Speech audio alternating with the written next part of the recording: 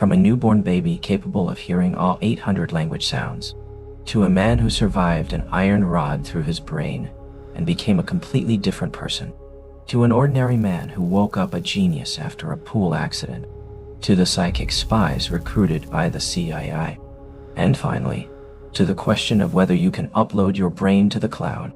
All of this points to the same truth. We do not know how our brain works.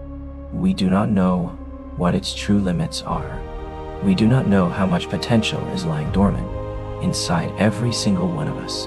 But perhaps that is the most beautiful thing of all, because if the brain were fully understood, then humanity would no longer be a mystery. And the question I want to leave you with is this: if the capacity for genius has always existed within us, what is stopping you from finding it?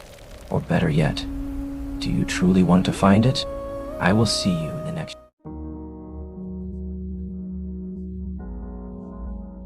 Let's start with the most miraculous thing you have ever done in your life, that you don't even remember, the exact moment you were born. Researchers at the University of Washington, at the Institute for Learning and Brain Sciences, published a discovery that shocked the scientific world. A newborn baby has the ability to learn any language on Earth, not just a few languages, all of them. There are about 800 different language sounds in the world. A normal adult can only hear and distinguish about 40 of them, but a newborn's brain hears and distinguishes all 800.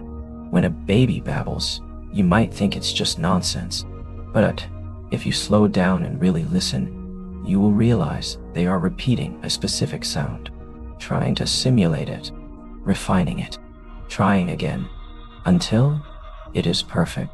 That is a learning loop that no AI machine in the world can perfectly replicate.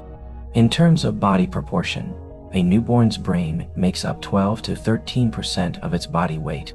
An adult's brain is only 2.3 to 2.8%. What does that mean? It means that as we grow up, our brain doesn't just develop, it discards.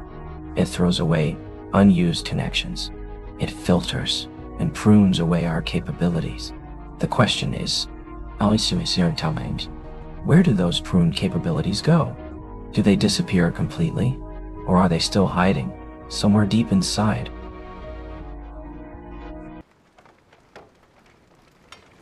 September 13th, 1848, 4:30 p.m. Cavendish, Vermont, USA. Phineas Gage, 25 years old, considered the most capable worker on the Rutland and Burlington Railroad construction site, is doing a familiar job, packing explosives into a drilled hole in the rock. But this time, as he drives a 1-meter-long, 6-kilogram iron rod down the hole, a spark flies. The explosive triggers. The iron rod shoots out at a terrifying speed, piercing through Gage's left cheek, through his palate, straight through his brain, and exiting out the top of his head. What do you think happens next? Does Gage die? No. Does he lose consciousness? No again. A few minutes after the explosion, Phineas Gage sits up, walks on his own, and begins talking to the people around him.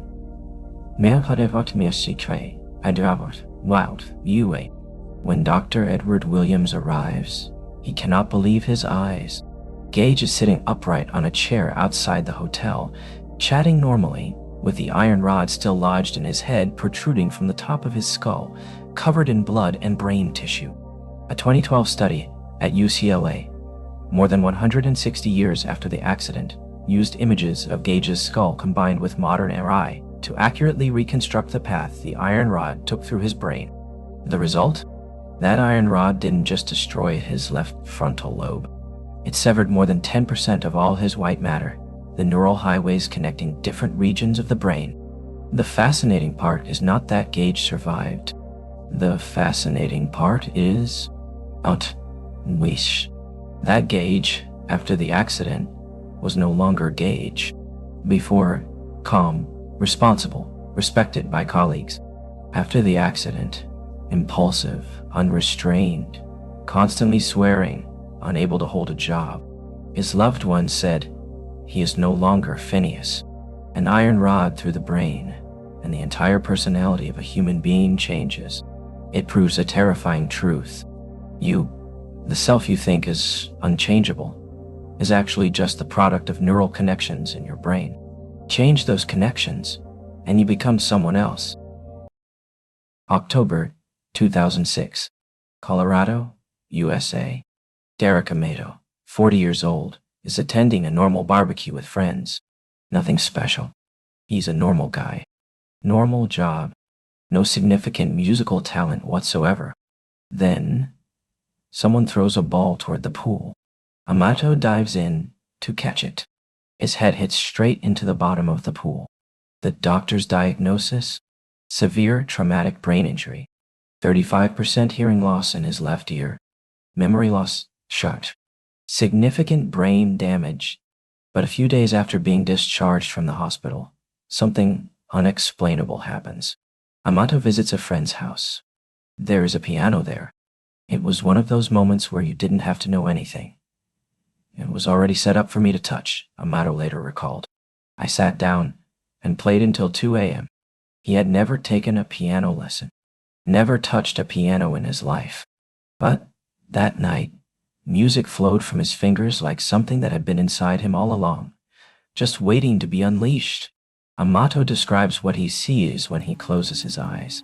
Black and white structures moving from left to right. A continuous stream of musical notation. Science calls this phenomenon acquired Savant syndrome as of 2015. But though the entire world had only recorded about 32 confirmed cases in medical literature. And the scientific explanation? The trauma to the left brain unlocked the right brain, the area responsible for artistic, creative thinking, freeing it from logical control, as if a valve that had been locked for a lifetime was suddenly ripped open. What does that mean? That ability, it didn't come from nowhere. It had always been inside Derek Amato for 40 years, locked away. And he is not the only case. Jason Paget, attacked outside a karaoke bar, wakes up as a mathematical genius, seeing geometric fractals in everything. Tony Sikoria, struck by lightning, a few weeks later, starts hearing classical music echoing in his head and teaches himself the piano.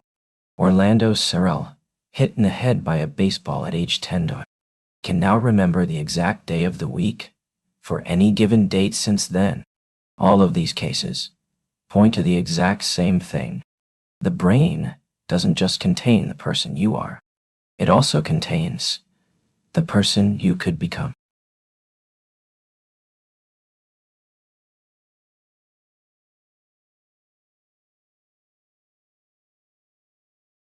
In the shadows of the Cold War, the CIA received a disturbing piece of intelligence. The Soviet Union was spending tens of millions of dollars researching unusual human psychological abilities, specifically the ability to see secret locations from afar, without any equipment. The Americans could not sit idly by. They created Project Stargate, a top-secret program spanning 23 years at Fort Meade, Maryland, with an estimated budget of $20 million. The goal? To train individuals in remote viewing, the ability to see the enemy's secret locations using only their minds. Mission 1. 1976. The CIA asked Stargate to find a Soviet military aircraft shot down in the African jungle after satellite imagery had failed. The remote viewers pinpointed the location. The military found the plane. Mission 2. 1979. Stargate members described a weapon being built at a Soviet naval base. They said it looked like a shark. Satellite imagery later confirmed the base was building an Akula-class submarine. Akula means shark in Russian. The most prominent figure in the program was Joseph McMoneagle, a U.S. Army intelligence officer.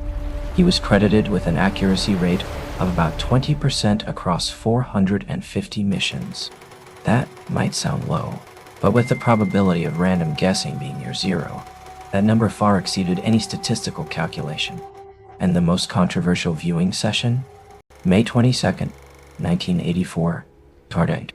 McMoneagle was given a set of coordinates without knowing the location. He described massive structures, tall, thin beings, and an atmosphere of dust storms. Those coordinates were Mars, 1 million years ago. But you might laugh at that, but the document describing this very session has been declassified and sits publicly in the CIA's archives. The program was shut down in 1995.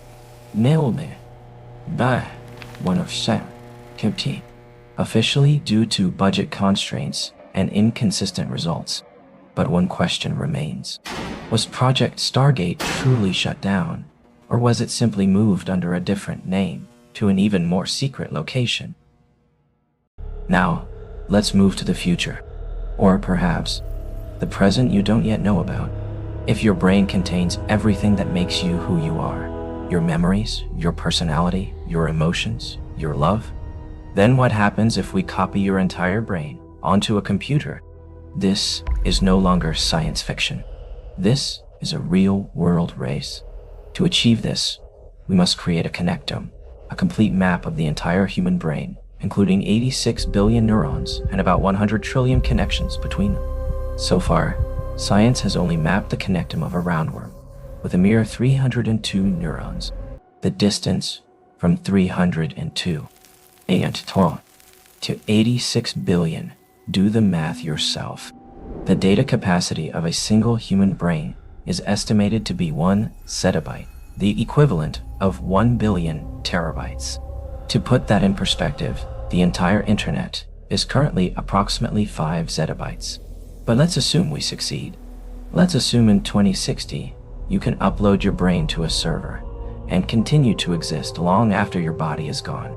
Here is the question that no philosopher or scientist can definitively answer. Is that still you? At the very moment you create a copy of your brain, 2 brains exist simultaneously. One in the biological body, one in the computer. When the biological person dies, which one of those is actually you? Or is it neither? All of this points to the same truth. We do not know how our brain works. We do not know what its true limits are. We do not know how much potential is lying dormant inside every single one of us. But perhaps that is the most beautiful thing of all, because if the brain were fully understood, then humanity would no longer be a mystery. And the question I want to leave you with is this. If the capacity for genius has always existed within us, what is stopping you from finding it? Or better yet, do you truly want to find it? I will see you in the next journey, as we explore the mysteries that science has yet to explain.